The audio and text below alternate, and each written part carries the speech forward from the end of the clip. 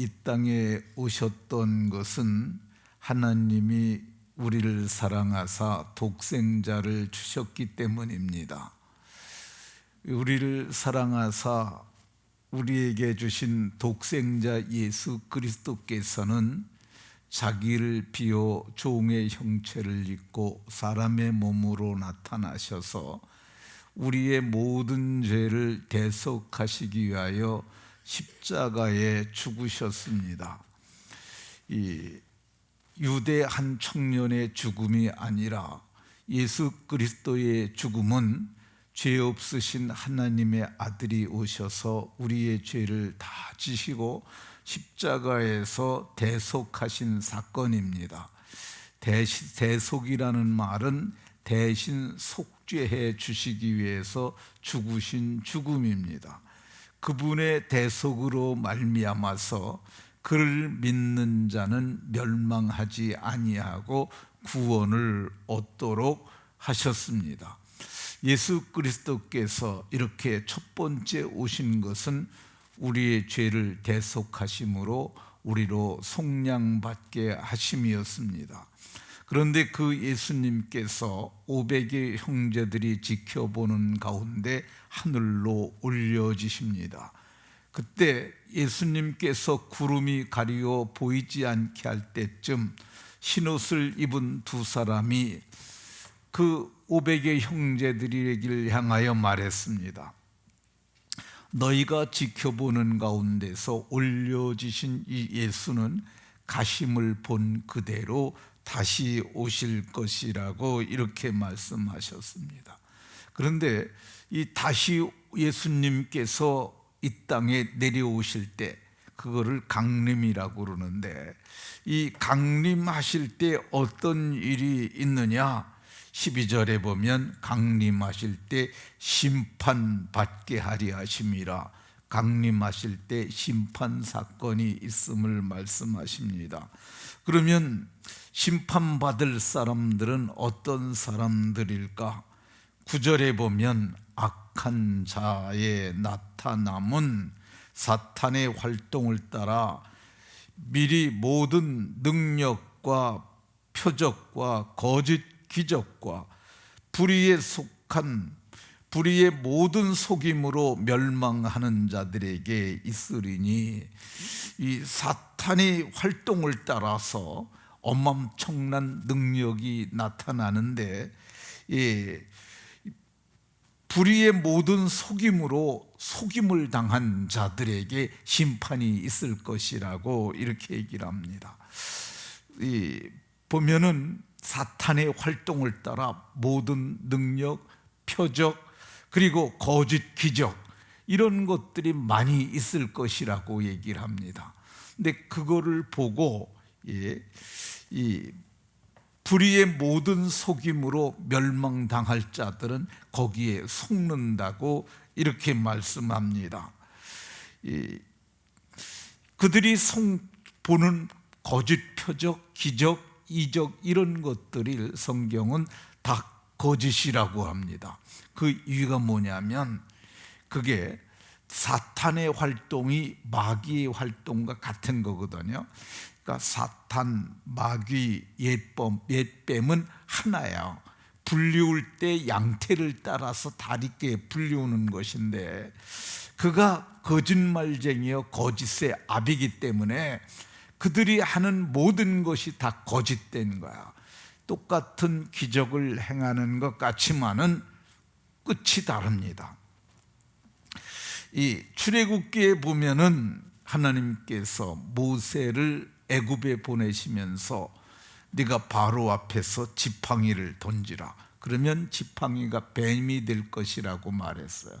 그래서 가서 지팡이를 던졌더니 정말 뱀이 됐어요. 그러니까 이 바로가 자기의 현인들과 마술사들을 불러가지고 너희도 저거 할 수 있지 않느냐 하라고 그랬어요. 그래서 그들도 지팡이를 던지니까 다 뱀이 됐어요. 그러니까 많은 뱀이 돌아다니는 거죠.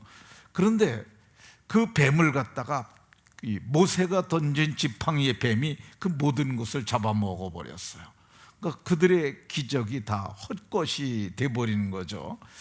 성경은 말합니다. 12절에 진리를 믿지 않고 불의를 좋아하는 모든 자로 하여금 심판을 받게 하려 하심이라. 세상에 진리와 불의가 있습니다. 불의를 쫓는 자들도 보면 알아요. 저게 진리 맞아.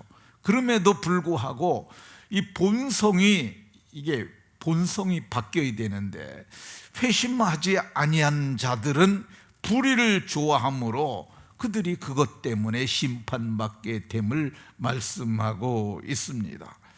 두 번째, 어떤 사람들이 심판을 받느냐?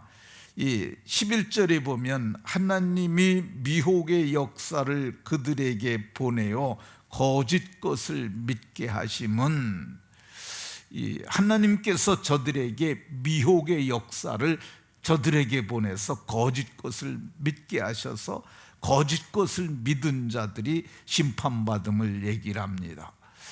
이 미혹이라는 게 뭐냐면 정신이 혼미하여서 속는 거야. 거짓에게 속는 게 미혹되는 겁니다. 사기 당하는 사람들 있잖아요. 그것도 미혹이에요. 사기 당하는 자들에게 미혹인데, 근데 오늘 성경을 보면 하나님께서 거짓 것을 보내셨다고 이렇게 말씀하고 있는 것을 볼 수가 있습니다. 근데 이게 마지막 때에 일어나는 현상이에요. 디모데전서 4장 1절에 보면 성령이 말씀하시길 후일에 어떤 사람들이 믿음에서 떠나 미혹해 하는 영과 귀신의 가르침을 따르리라. 그러니까 성령께서 밝히 말씀하셨음을 디모데에게 편지하면서 말씀하시는데, 후일에, 이게 후일은 마지막 날이에요. 미혹해 하는 영과 귀신의 가르침을 따르리라. 그러니까 미혹해 하는 거짓 영과 귀신의 가르침을 따르리라, 이렇게 말을 하는데, 이런 것들이 하나님께서 허용하신 바예요. 그러니까 하나님이 허락하신 범주 안에서 그러는데, 근데 미혹해 하는 영, 귀신의 가르침, 이게 오늘날 세상에도 이거를 보는 세상을 보는 관점이 이 오늘날 대한민국을 보면 알아요. 아, 이게 미혹해 하는 영이고 이것이 귀신의 가르침이구나. 귀신의 가르침이 귀신의 교리들이에요. 그런데 오늘날 한국을 바라보는 관점으로, 이 영적인 관점에서 보면은 한국이 속고 속이는 그런 시국인 것을 볼 수가 있습니다. 이 하나님께서 허용하셨던 예가 열왕기상 22장에 보면 나오는데, 이 나봇이, 그러니까 아합이라는 왕이 나봇의 포도원을 빼앗습니다.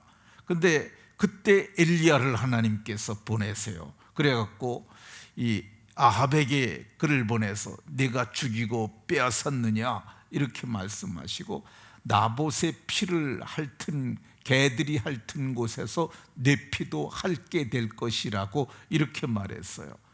그 말은 나봇이 그렇게 죽임을 당했던 것처럼 너도 죽임 당하게 될 것이라고 그렇게 말씀하신 거죠.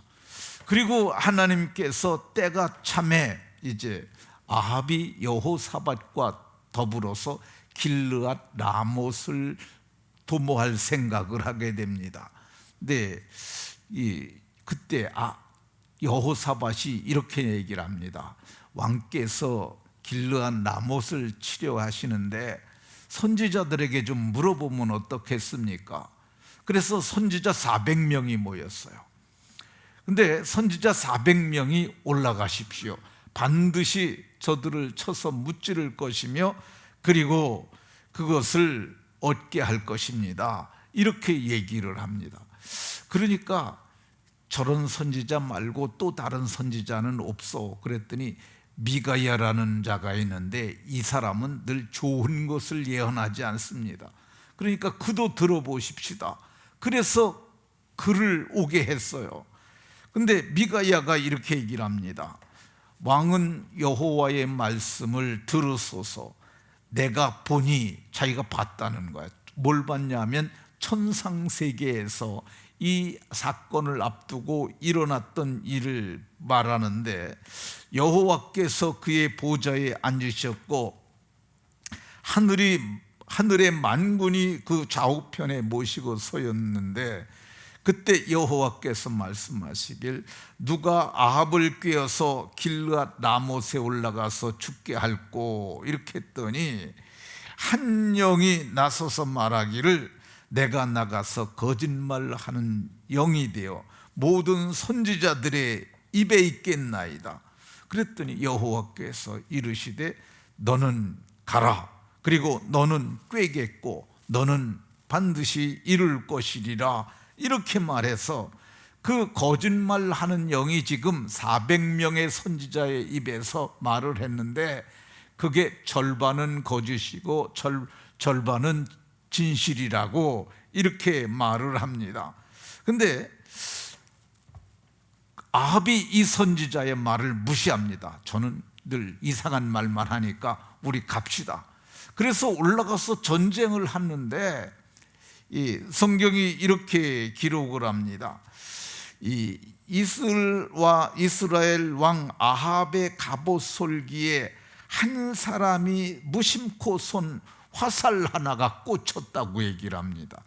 이게 하나님의 작정이죠, 작정. 그러니까 무심코 쏜 그 화살 하나가 맞추려고 쏜 게 아니에요. 그랬더니 그 화살 하나가 갑옷 솔기, 갑옷은 맞으면 안 뚫어지는데 그걸 꼬맨 자국에 그 사이에 뚫고 들어가서 그것이 그의 몸에 박혀서 출혈이 시작이 됐습니다.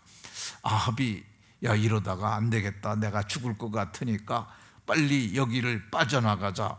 그래서 병거를 모는 자들에게 나가자고 그랬는데, 결국은 전쟁이 너무 치열하니까 그 전쟁터를 못 빠져나가고 그 병거 안에서 그가 죽었습니다. 그래서 결국은 그를 장사 지내고 그 아합의 피가 묻은 병거를 가지고 가서 길르앗 라못에 있는 나봇의 피를 씻었던 그 자리에서 피를 씻었는데 개들이 먹었다고 이렇게 얘기를 합니다.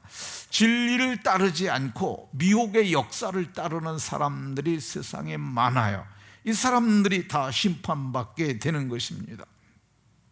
그러면 이들이 어떻게 심판을 받을까? 이 8절에 보면 그때에 불법한 자가 나타나리니 주 예수께서 입의 기운으로 그를 죽이시고, 이 불법의 사람 곧 멸망의 아들이 그때 나타나서 그 엄청난 역사를 이루는데, 그때 주 예수께서 나타나셔서 입의 기운으로 그를 죽이신다고 말씀하십니다. 입의 기운이 뭔지 우리 잘 모릅니다. 그런데 입에서 나오는 것은 말씀일 것으로 저는 생각을 해요. 말씀이 저를 심판하시고 말씀이 죽일 것으로 보여집니다. 그러면 그들은 어떤 심판을 받을까? 10절에 불의의 모든 속임으로 멸망하는 자들에게 있으리니, 멸망받아야 멸망은 영원토록 멸함을 받는 거야. 참혹한 고통이라고 생각하며, 이것은 불 속에서 받는 영원한 형벌인데, 그 이유가 뭐냐? 진리의 사랑을 받지 아니하여 구원함에 이르지 못하기 때문이라고 그럽니다. 진리의 사랑, 예수님이 뭐라고 말씀하셨어요? 내가 길이고 진리고 생명이라고 그러셨잖아요. 근데 진리 대신 예수님의 사랑을 받지 못하는 거예요. 그 사람들은 그래서 구원함을 받지 못하고 이 멸망의 아들과 더불어서 영원한 멸망으로 저들은 들어가게 됩니다. 그러나 그때 우리는 어떤 일이 일어납니까? 우리는 이 진리의 사랑을 받은 자들이잖아요. 그래서 대속의 복음을 깨달은 자들이에요. 그래서 우리는 그때 그를 믿는 자들은 심판에 이르지 아니하나니, 요한복음 3장에 말씀하시는 말씀에 우리는 심판받지 아니하고 우리는 그때 어떤 일이 일어나느냐? 우리는 생명의 부활을 하는 거야. 그리고 생명의 부활을 하고 이 몸이 영광의 몸의 형체와 같이 변케 하시리라. 우리의 몸이 영광의 몸으로 변하는 거야. 그리고 우리를 구름 속으로 끌어올려서 공중에서 주를 영접하게 하시리니 우리가 그리하여 우리 주와 함께 영원토록 함께 있게 될 것을 말씀하십니다. 우리는 심판날이 우리에게는 신혼의 회복의 날이요, 우리에게는 영광의 날이고 영원히 주님과 함께 있기 시작하는, 정말 이 표현이 극락이라는 표현을 제가 쓰고 싶은데 극락에 시작되는 날입니다. 이 극락이라는 날이 불교에서만 쓰는 게 아니라 개역성경에서도 그 단어를 써서 번역을 했었어요. 그 날이 우리로 하여금 영원한 낙원에 들어가는 날인데 그 날을 그리워하면서 영광 가운데 들어가는 복이 모두에게 있으시기를 예수 그리스도의 이름으로 축원합니다.